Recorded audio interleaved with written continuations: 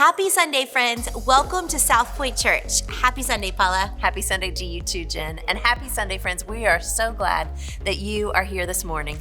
Today is a super exciting Sunday because we are working hard on our regathering plan. It's been over a year of only gathering online, and we are excited about what's coming next. We're going to tell you more about that when we come back after our opening song.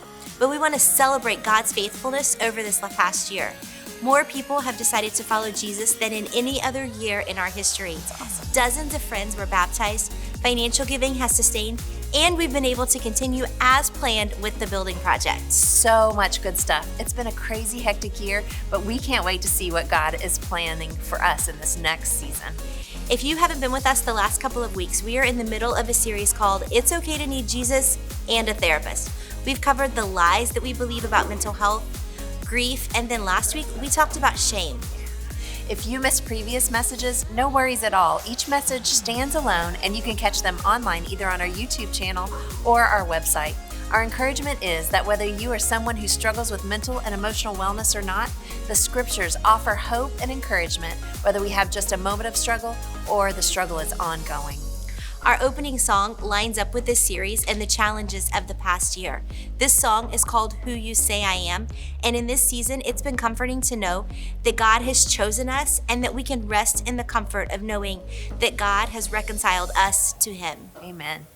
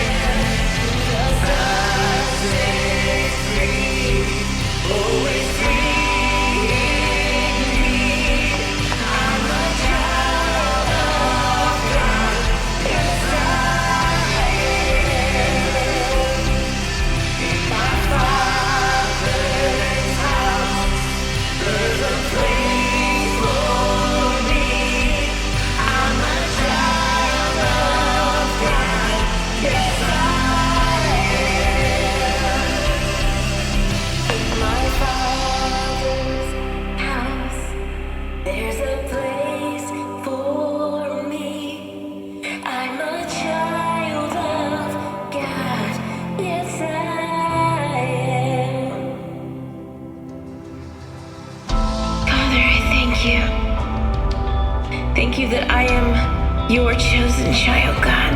Thank you that you see me, that I am fully known and loved by you.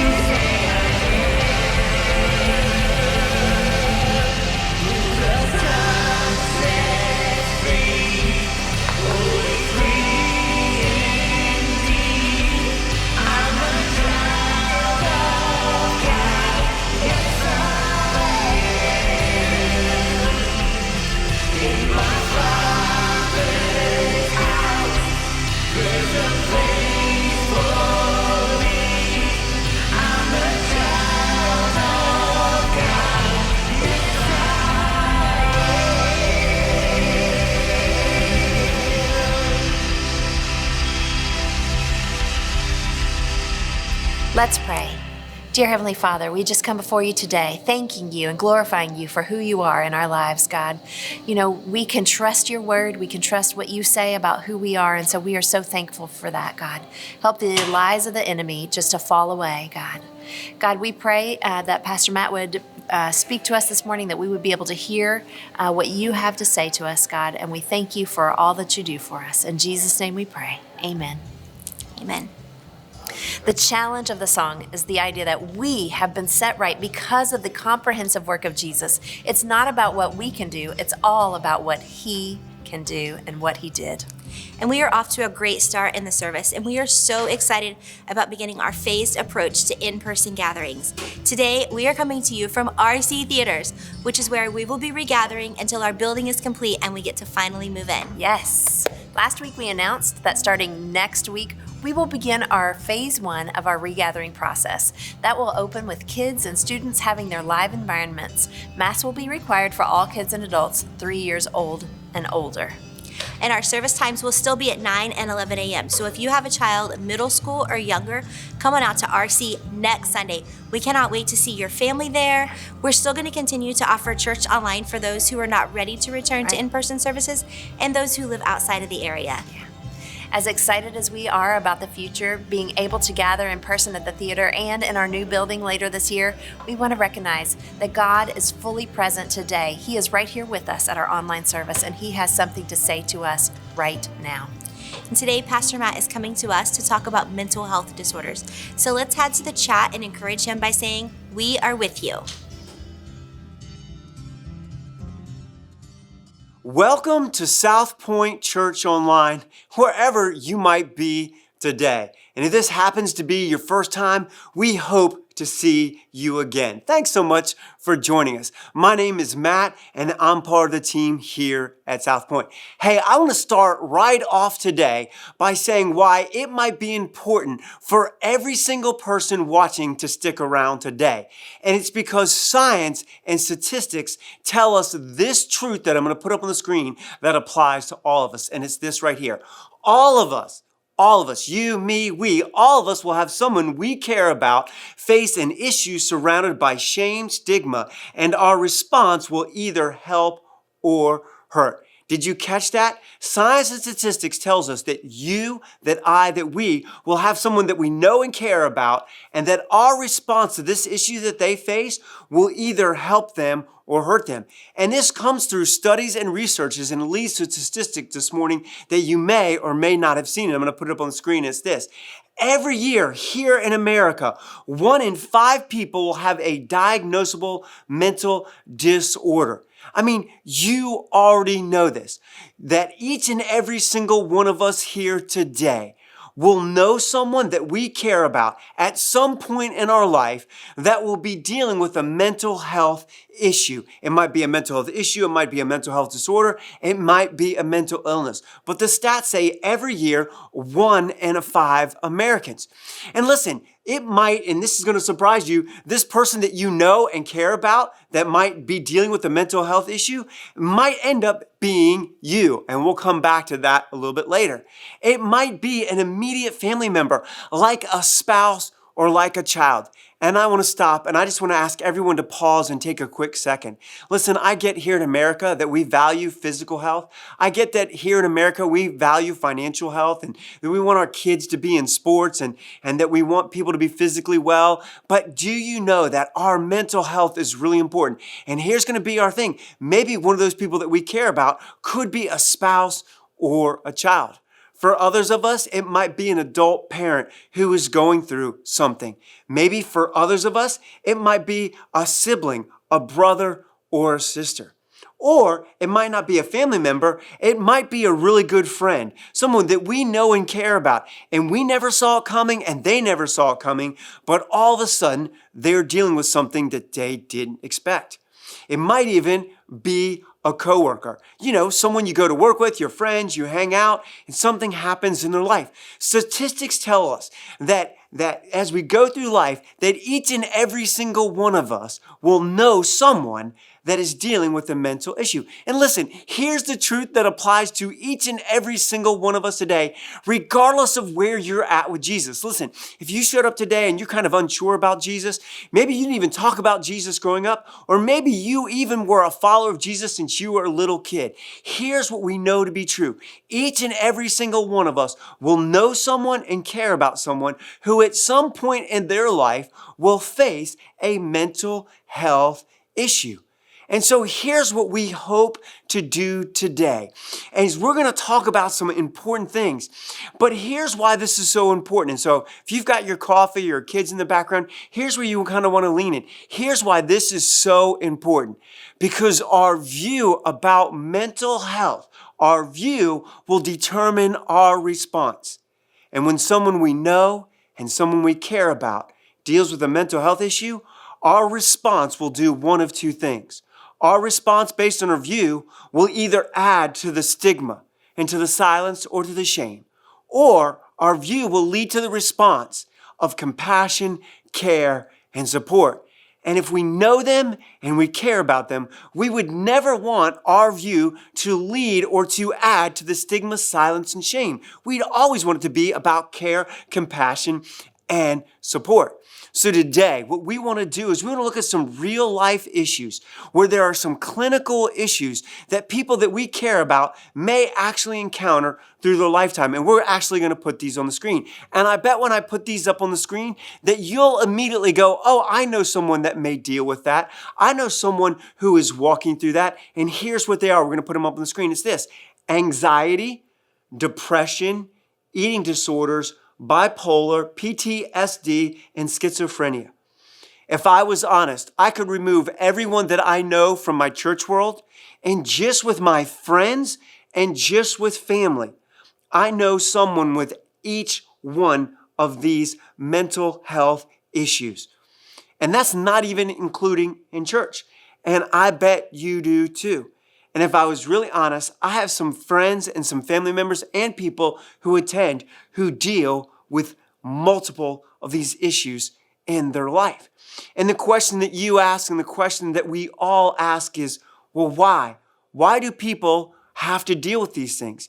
And you know what? I'm not a clinical psychologist or a clinical psychiatrist. I'm not, a degreed counselor. But there are some things that I've learned that are core to why people might encounter these things. And there are tons more beyond what I'm going to give you today, but I think it's really wise for us to understand why some of these things happen in people's lives. And we're going to put them up on the screen. And here's the first thing that we need to understand, that sometimes it's physical. Sometimes our bodies have physical malfunctions in our brain, in other areas of our body that can lead to any one of these mental health issues that people may face. It actually might be a physical malfunction where our body doesn't work the way it's supposed to. Or it could be physiologically. And what that means is that there's a chemical imbalance, or there's a hormonal imbalance, or there's a chemical missing, or something's not working right in the biochemistry or the physiology of our bodies. And so that the things that go on in our mind and our emotions and our feelings don't work the way they're supposed to. Sometimes it's hereditary. I know this is true in my family. As I look at my family tree on both my biological dad and my biological mom, and then my current immediate family, I can see generation from generation where something happened and some gene got turned on where there's mental health illnesses that have been passed down from generation to generation. It's hereditary. Another reason is trauma. And there's all kinds of trauma. And I want to gently suggest that all trauma is trauma to someone. And comparing trauma never actually helps anyone. That sometimes we may get any one of these things, and there's things not on this list that could be a result of trauma. And then environment. Environment could be a ton of different things. It could be a toxic environment. It could be a rapid change environment. It could be a harmful environment that may include trauma. And these are just some of the things. And here's the complex nature of all these mental health issues, disorders, and illnesses. And there are many more, is that sometimes the cause is one of those things, but sometimes the cause could be multiple. And sometimes the cause might not even be on this list. And you and I are not alone on asking, why do people suffer or deal with anxiety or depression or eating disorders or bipolar or PTSD or schizophrenia? Did you know that science has been asking this question? And I want to share a really cool brain scan from the Mayo Clinic. I'm going to put it up on the screen. And what it does is it shows one brain scan of someone who is suffering with major depression, and then the other brain scan is of a healthy person who is not dealing with major depression. And you can see the difference.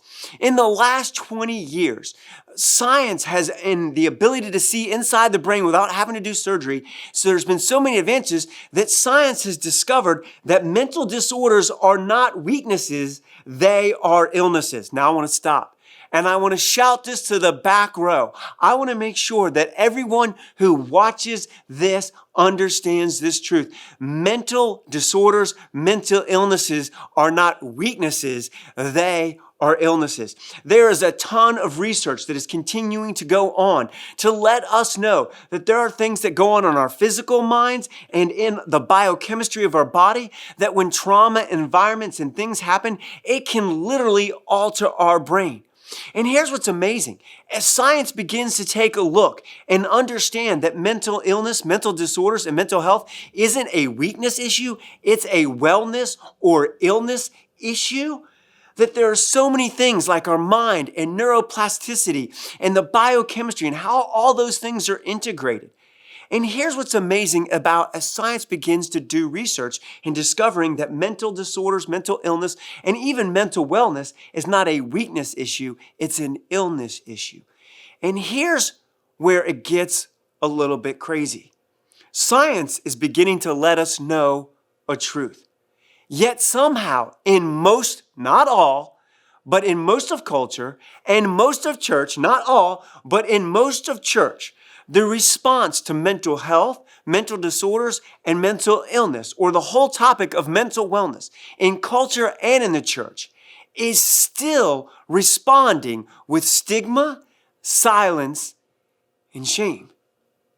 And it's so important that we address this because each and every single one of us, regardless of where we're at in our faith, will know and care about someone. And our response will either add to that stigma and shame, or we will provide compassion and support. And it leaves us needing to ask an important question that every single one of us needs to be able to answer today. I'm going to put this question up that we're going to address today, and it's this right here. How does our view of mental health need to change so our responses offer support instead of shame and stigma? We need to ask the question, is our view one that leads to compassion and care and support, or is our view, does it somehow give silence or stigma or shame? And it really matters because we will eventually deal with this with someone that we know, we love, and we care about. Now, in the middle of a difficult and kind of sensitive subject, there is some really good news. This good news is why I'm an all-in follower of Jesus. Because what I know to be true about Jesus is Jesus never stigmatized or shamed people. And if Jesus never stigmatized or shamed people, then neither should his followers stigmatize and shame people. We should have compassion and love just like Jesus did for us. And it gets better.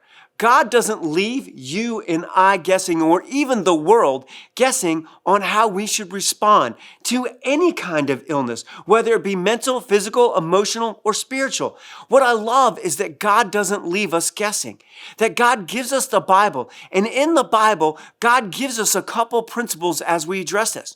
So what I'd like to do today is something just really simple. I want to look at a couple of verses that identify some biblical principles from the beginning to the end of the Bible.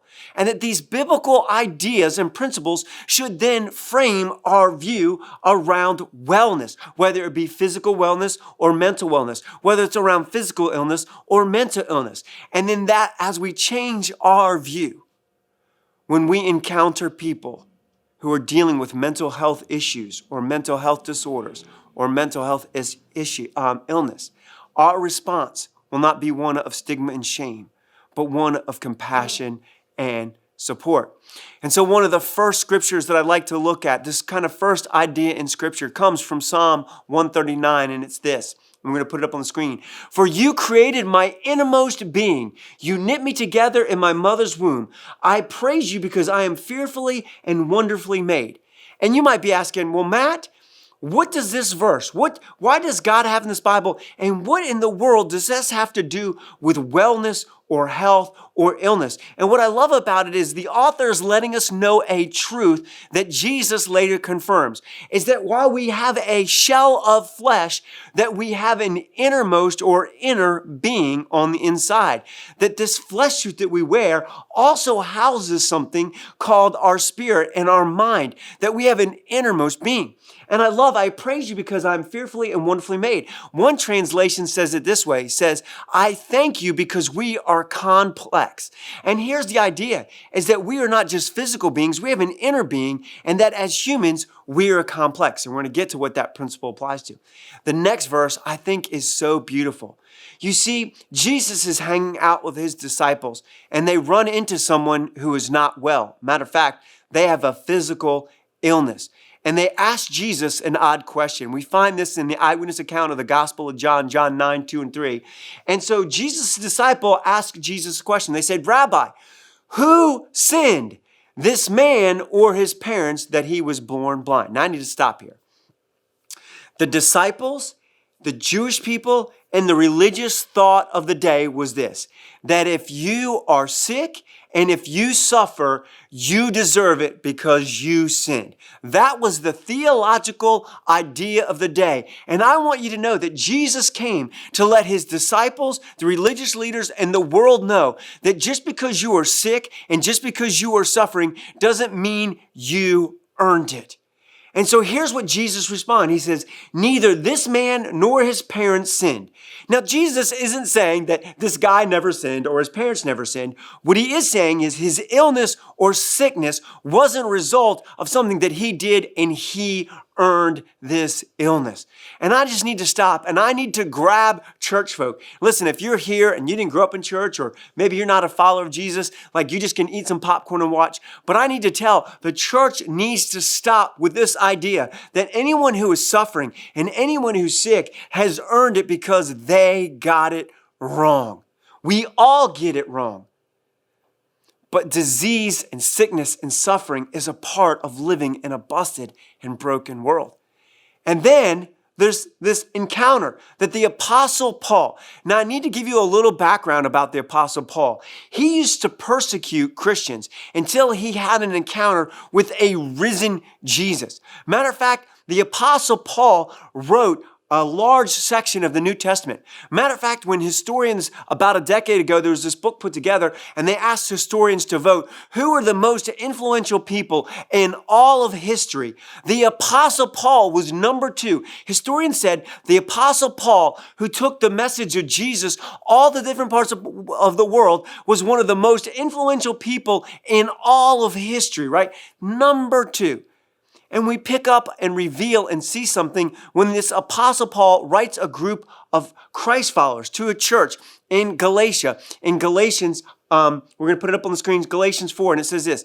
As you know, it was because of an illness. What? Hold on. Paul, are you saying that you had an illness, that you were sick? As you know, it was because of an illness that I first preached the gospel to you. Even though my illness was a trial to you, you did not treat me with, maybe you just want to type in the chat, with scorn. There was no stigma and there was no shame. You did not treat me with contempt or scorn. Instead, you welcomed me.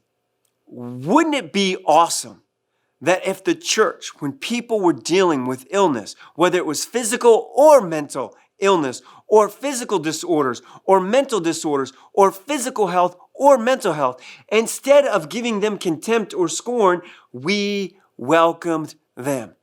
Now I want to stop and ask the religious folk a question. The Apostle Paul, who wrote large sections of the New Testament, who God actually called and had like a personal visit with, who was actually filled with the Holy Spirit and who was a missionary on his purpose, yet he had an illness. And it leads us to three truths that we discover, these kind of three principles, and I want to put them up on the screen, and it's this. There's an inner you, and you are complex. Remember when we debunked all the mental health myths back in week 1? And if you missed it, you can go onto our YouTube channel or onto our website. I encourage you, if you missed it, to go back there. But here's the truth, that when you and I deny a person's complexity, we dehumanize them. There's an inner you, and you are complex. That's why when we went through those lists of things like eating disorders and bipolar and schizophrenia and anxiety and depression and PTSD, that there are complex things. There's an inner us, and we're complex, and that's okay. We just need to admit it, right? Jesus said to love God with all your heart, all your soul, all your strength, and all your mind. God says that we are physical, we are spiritual, we are emotional, and we are mental beings, that we are complex beings. And then I love this truth. Illness isn't earned. I want to stop right there and make sure that we all get this. That just because we're sick or suffering doesn't mean that we deserved it or we earned it or there's some sin that God is paying us back for. Now, I'm not saying that there are people who've never sinned. The only one who's never sinned is Jesus. But listen, illness isn't earned. And then I love this. Illness doesn't discount or disqualify us from God's purposes or love. Think about that. The Apostle Paul had an illness. He even prayed about it, but the illness didn't go away. And Paul didn't lack faith. Paul wasn't like some hidden sin. God actually had purpose and a plan. His illness didn't disqualify him. Isn't that amazing? If we could grab hold of these truths and apply them to our view when it comes to mental health, maybe when we run into those that we care about and those that God cares about when it comes to mental health, mental disorders, and mental illness, that our view will lead to one of compassion, care, and support, and not stigma, silence, and shame. So the hope today is that we will undo and kind of broaden our view about illness and disorders and health and our mental wellness and well-being.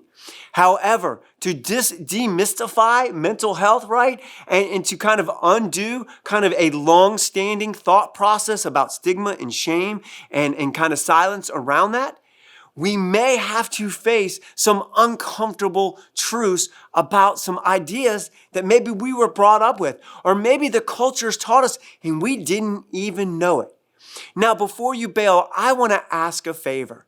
Before you bail and kind of go, listen, that's not me. Like, I don't think that way. I want you to ask, and I want ourselves to ask this question.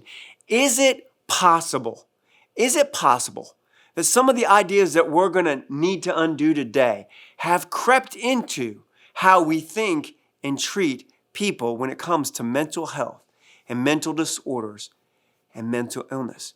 So those three truths that I think are in the Bible. The first one that we need to undo, this first view that I think those principles help us undo, it's this right here. We need to undo a lack of understanding. You see, here's what I discovered. There's some confusion about the mental health spectrum that creates unfair reaction and unhealthy expectations. See, I think that most of us have kind of a fuzzy idea about kind of the mental health spectrum of like, hey, that like we all might do this and that some may do this and that there are a few people that deal with this and there's kind of this spectrum of where people fall in the mental wellness, just like in the physical wellness, people fall in different places. We kind of get that idea, but I think because we confuse that spectrum, that we will often have unfair expectations and unfair reactions and unhealthy expectations and reactions because we don't see this clearly.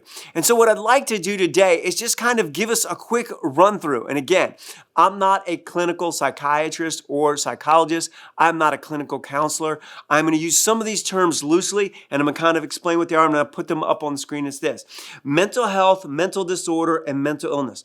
And I use disorders and mental illness not based on like how severe they are, more just on their chronic. So mental health is like, hey, that's something that all of us deal with. Listen, every single human being on the planet, in every country, on every continent, in every economic standing, every kind of language, every skin color, every single person has to deal with mental health. All of us will have to process grief, pain, disappointment, sadness, joy, happiness, things that we are excited about. Like all of us have to navigate. There'll be times where we feel lethargic. There'll be times where we're sad. Like all of us will have to navigate some mental health. And here's what might be shocking. And again, not on severity, but just on kind of length of time. Here's what I've discovered through almost 25 years of working with people, and what the science tells us is that almost every single person, very few people make it from birth to death without facing some mental disorder. The truth is that almost every single person watching and listening at some point in their life either has or will experience a mental disorder. And it will come through various different ways. It might be through the trauma of something like a divorce.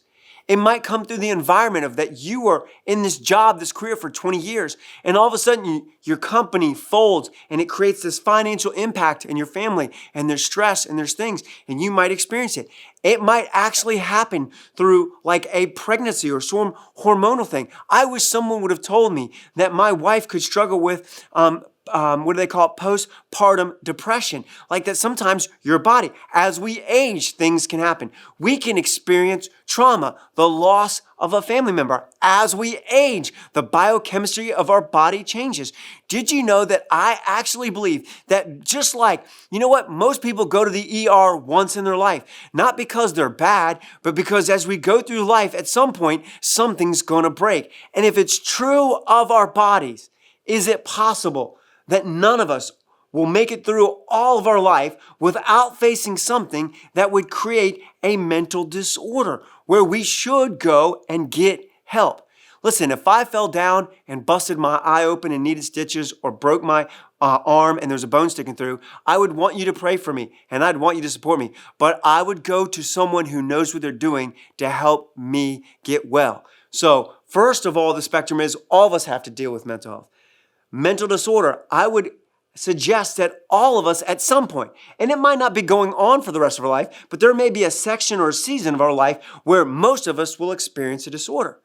And then some will experience mental illness. Whether, again, it's due to those things that I said, there might be a physical malfunction or a physiological imbalance. It could be trauma or environment or any other reason. But there are some people who will have chronic mental illness. They may have been born with it. It may have happened because of something, but it is something that they won't get rid of this side of eternity. And I want to remind people of what we said in week 1. It is not a failure of faith. It is not some spiritual formation that they need to read or pray for. It is not a weakness issue. It is a illness issue. And so there's this spectrum. And the truth is that each and every single person in different seasons of life will fall on the spectrum. And you might be saying, well, why do we have to undo the kind of the lack of understanding about the spectrum? Well, that's a really good question, and I want to answer it.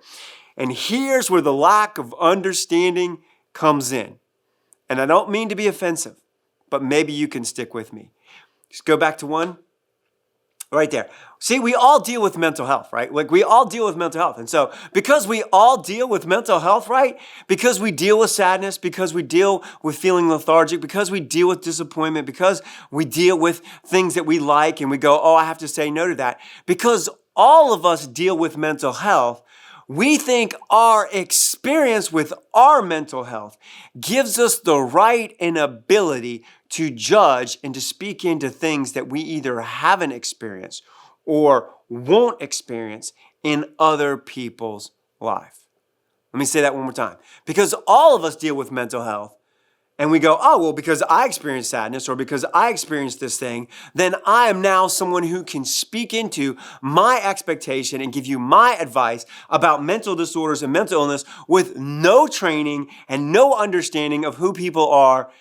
And because of a lack of understanding, oftentimes both people in culture and in church, because they don't understand this, will speak into things that they shouldn't. Let me give you a story. an example of this in everyday life that I've experienced as a pastor. As a pastor, I've had both the unfortunate and kind of the blessing of doing funerals. And you might be saying, that sounds unfortunate. I've gotten to see the beauty of amazing lives. But I've been at funerals where people have said the most inappropriate, harmful things that you could ever say at a funeral. There was this funeral where an adult had lost their child. And so anytime a parent loses a child and you have to do a funeral, it is hard, it is horrible, it is painful. It is just sad. Like it's just hard. It's one of those why questions we don't get answered this side of eternity. But in one of these funerals, someone who had lost a child had someone who came up to comfort them. And in the kind of oddity and the desire to be helpful and the inability to understand where this person was, this friend spoke to the person who had lost their child and said, I know what you're going through. We lost our pet, and our pet was like our child. Can you grasp that? That at a funeral, someone told a parent who lost a child that they lost a pet, and so that they know what they're going through. And you might be cringing. I hope you're cringing on the other side of the screen and going, I would never do something like that. And here's my thing. I wonder how many of us do that when it comes to mental health. Because we've had a few things in mental health, we assume that we know what someone with a mental disorder or a mental illness is going through, and we will walk up and speak into things in such a cringe-worthy way. We need to undo kind of this lack of understanding of just because we deal with mental health doesn't mean that we've encountered a disorder or a mental illness in the magnitude or the scope or the scale that someone else has them. Which leads us to the second thing that we need to undo, and I'm going to put up on the screen is this. We need to undo our double standards. Now, when I got to this point, I need to be careful because this thing makes me angry. It makes me so angry that I want to cuss. And I was like, hey, Pastor Matt, you can't do that on the camera because using a different standard for physical health than mental health is not only hypocrisy, it's prejudice. I want to stop, and I want that to sink into every person who is listening and watching. When we in culture or we in the church use a different standard for physical health than we do for mental health, it's not just hypocrisy, that is outright prejudice, and it is wrong, and it is harmful. I mean, think about this. When someone gets an Alzheimer's diagnosis, you know what we say? We go, man, that's a bummer. The world is broken.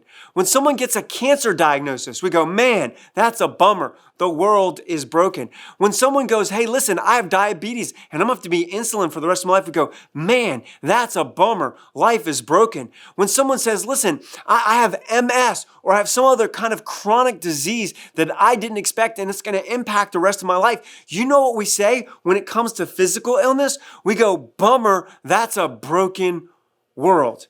When someone says, I have a bipolar disorder, I struggle and deal with schizophrenia, I've been diagnosed with clinical depression, you know what we do? We don't say, bummer, the world's broken. We judge them and say, you're weak. You should get yourself fixed. That's not only hypocrisy, it's prejudice. And you know how I know this to be true both in culture and in the church? Now I'm going to stop. Now I don't mean to offend anyone that's had any kind of surgery to improve their life. But can we be really honest here for a second, right? I just want to stop. I need you to we're just going to be truthful here. I've had friends, good friends who are good people, have hip replacements. I've had really good friends who've had knee replacements. I've had really good friends who've had stents and work done on their heart. Now, as much as I love my friends who've had hip replacements and knee replacements and stents in their hearts, and they didn't deserve any of those things. But is it possible that when we go, man, I'm so glad you went to the doctor. I'm so glad that you went to go get chemo. I'm so glad that medical technology allows you to get a new knee. Is it possible that some of those people that got that work and surgery maybe it was because of some lifestyle issues. And here's what I mean. I've had good friends who've had knee replacement. They're like, hey, when I was in sports and I was younger, I messed up my knees. And so when I got old, I had to have knee replacements. I go, that's true. But is it also possible that those people, as they got older, didn't exercise and maybe were a little bit overweight, and the stress on their knees wasn't just because of their injury, it's because they didn't take care of themselves. But yet, when they go to the doctor and they get a knee replacement, we'll pray for them and we'll say, I'm sorry. And we're glad for modern technology. But as soon as someone says, I struggle with an eating disorder, I'm bulimic, or I hurt myself, or I struggle with depression, or I have schizophrenia, our thing isn't like, oh my gosh, how do we help you? How do we support you? How do we make sure you get medicine? We have a different standard for those who struggle with physical illness over those who struggle with mental illness. Now, that's in culture. The church, we're worse. We're way worse. And I'm going to rat on my industry, the pastor industry. And so here's where the hypocrisy turns into prejudice. And anyone that has grown up, I want to look to anyone here who may struggle with a mental issue in the future or has in the past or is now. Any church that says it's because you sinned and you're unworthy and you're weak is lying. Did you know they recently did a survey, and it was probably a couple years ago, about pastors. And you know what they discovered? Roughly 71% to over 75% of pastors in America are overweight and obese. And we know that overweight and obese leads to heart issues. It leads to all kinds of other issues.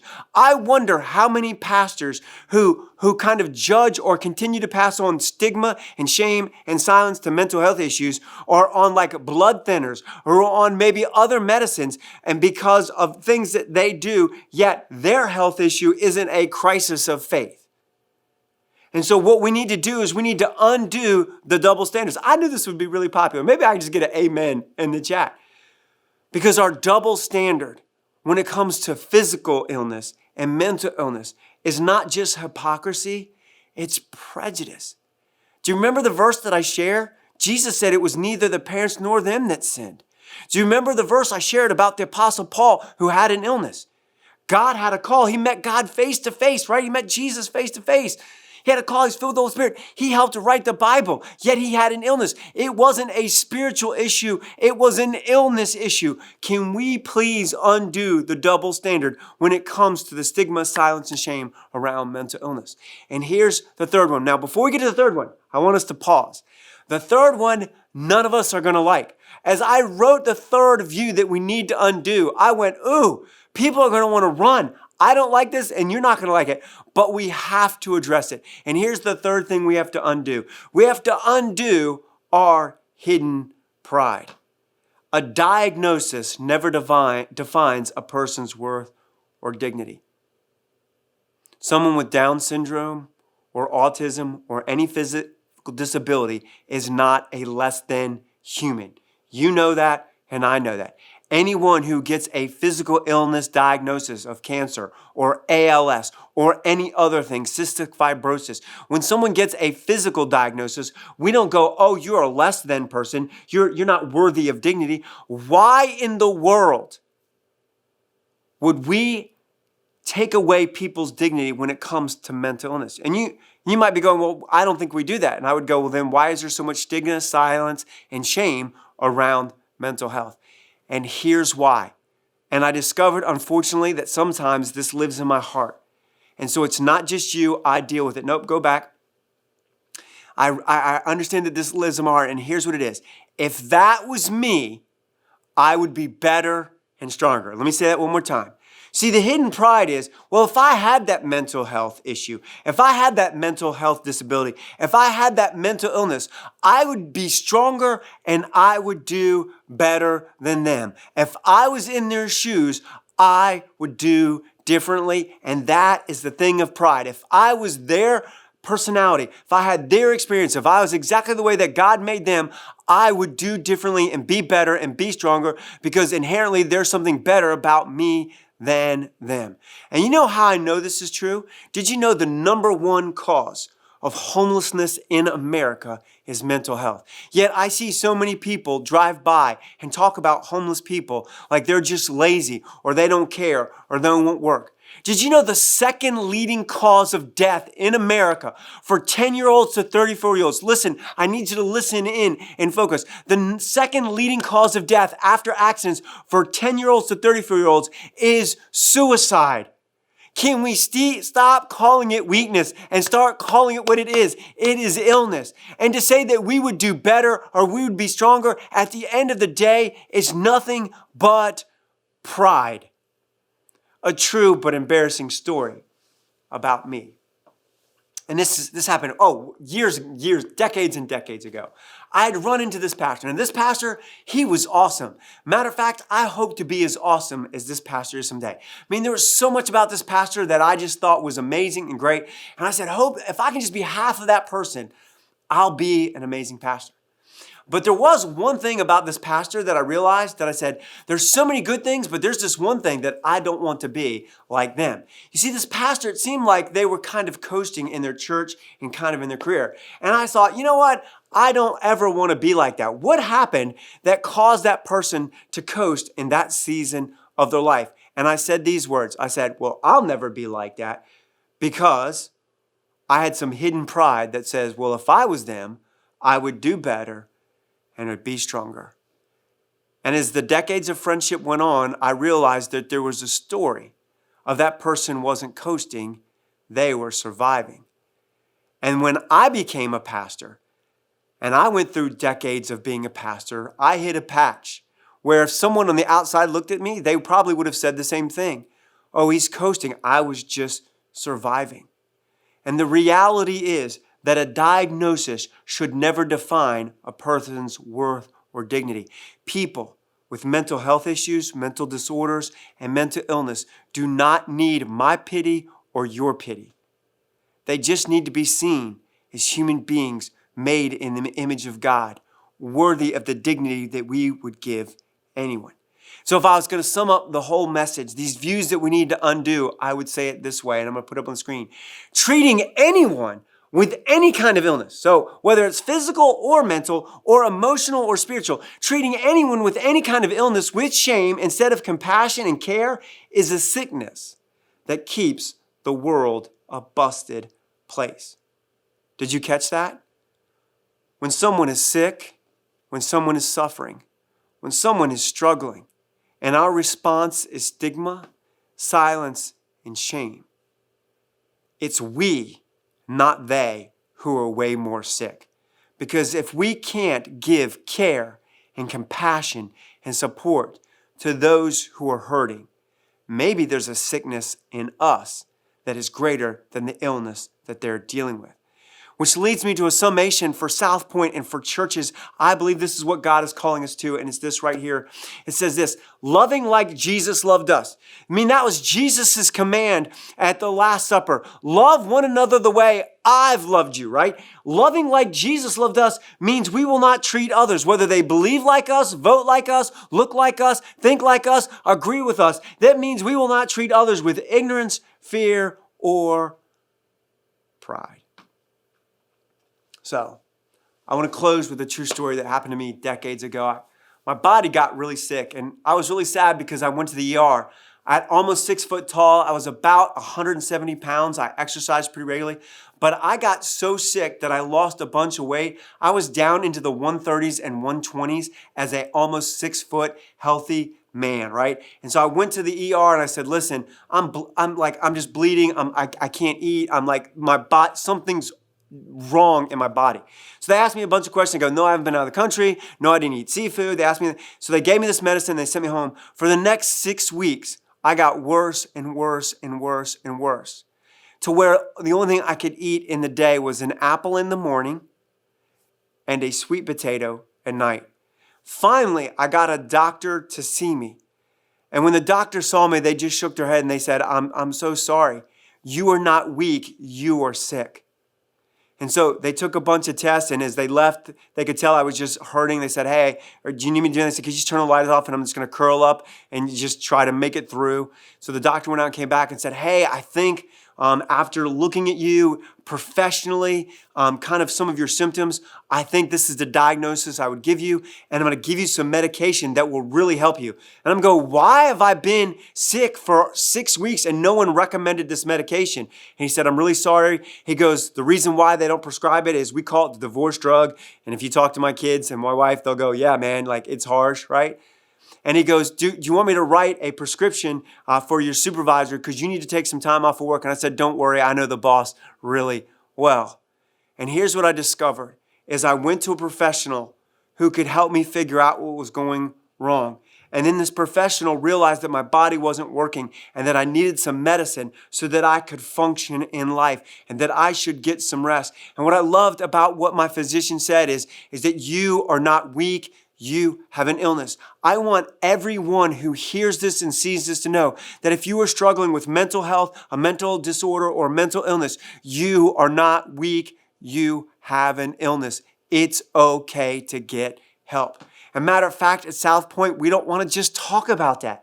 We want to actually provide some resources. So on the next slide, we have this here. We have a crisis hotline. Listen, if anything I've talked about today it just overwhelms you, there is no one on staff at SouthPoint that is a professional counselor. So even if you called us or texted us, we'd be the wrong people. So we want to give you the national crisis hotline. It's up on the screen.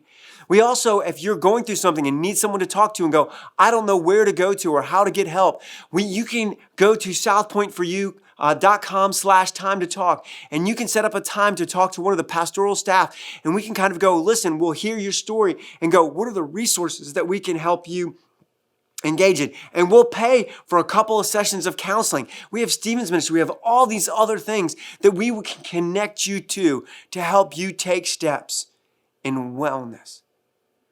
And in a couple of weeks, we're going to have some professional counselors on. So if you have any questions about mental health or mental disorders or mental illness, please, you can send them in the church office. In a couple of weeks, we're going to have kind of a round table of counselors, and we're going to answer those. I want to leave you with just 2 challenges. I said in the beginning that every single person, regardless of where you're at with faith, will know and care for someone who deals with mental health. Here's my 2 things. Would you take out a sticky note? And if there's someone you know personally that is dealing with a mental health issue, would you write their name and put it on the mirror in a place that only you can see it? Maybe it's in your bathroom, maybe it's in your bedroom, maybe it's on the dashboard of your car. But would you do that today? And then every day this week, would you just pray for them? Pray that God would meet them. Pray that they would have the strength and be wise enough to take health steps, because getting help is wise, not weak. Would you just pray for them? And then here's the second thing. If you do know somebody, whether it's a family member, a friend, a coworker, a neighbor, would you maybe make space to see them and listen? Maybe take them out for a cup of coffee or a meal. Not to tell them any ideas or suggestions or your stories, but to listen and see and let them know that you made space to see them. Because all people matter deeply to God, and that we should love and care for people, that the church should be leading the way to undo the stigma, silence, and shame, so that the world and the church would be a place when people deal with any kind of illness, but specifically mental illness or mental disorders or mental health, that there would be compassion, care, and support. Hey, let me pray. Heavenly Father, thank you. Thank you that Jesus never stigmatized or shamed people, that Jesus was full of grace and truth, and in that order. God, thank you for using the Apostle Paul to remind us that you can have an illness, and that doesn't discount you or disqualify you from purpose and from love. God, thank you for the words of Jesus that remind us that sickness and suffering isn't always because we did something wrong, and that as our Heavenly Father, the empty tomb that we get to celebrate in a couple weeks reminds us that there's a healing on the other side of eternity, that all the bustedness and the brokenness in this world will be fixed because you are a good Father who loves us.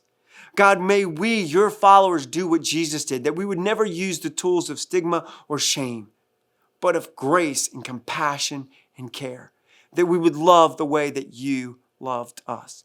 We pray this in Jesus' name. Amen. And never forget, you matter deeply to God.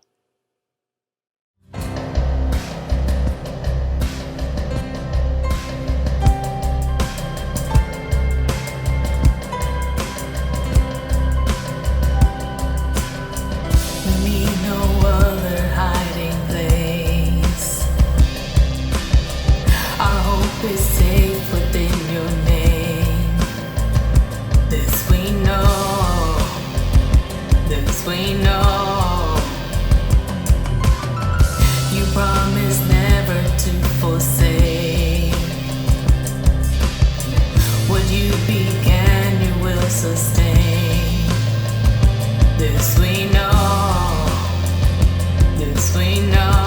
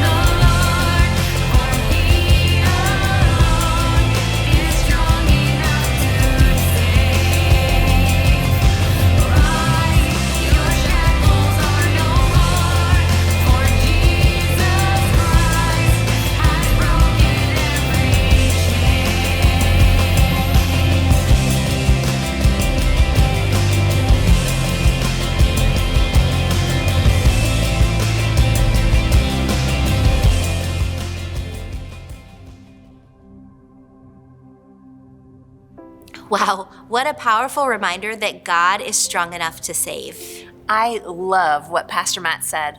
Loving like Jesus loved us means we will not treat others in ignorance, fear, or pride. The church should be leading the way to undo the shame, silence, and stigma around mental health. Absolutely should.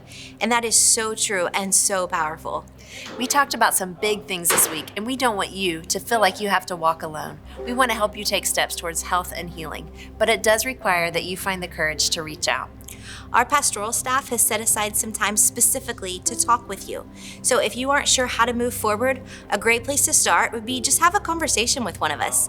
You can head over to southpointforyou.com/time to talk. And we've had some great conversations this week and helped some friends connect to resources like professional counseling, Stephen Ministry, recovery groups, and more.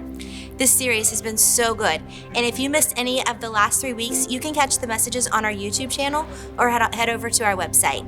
We are so thankful for everyone who has partnered with us financially in this season.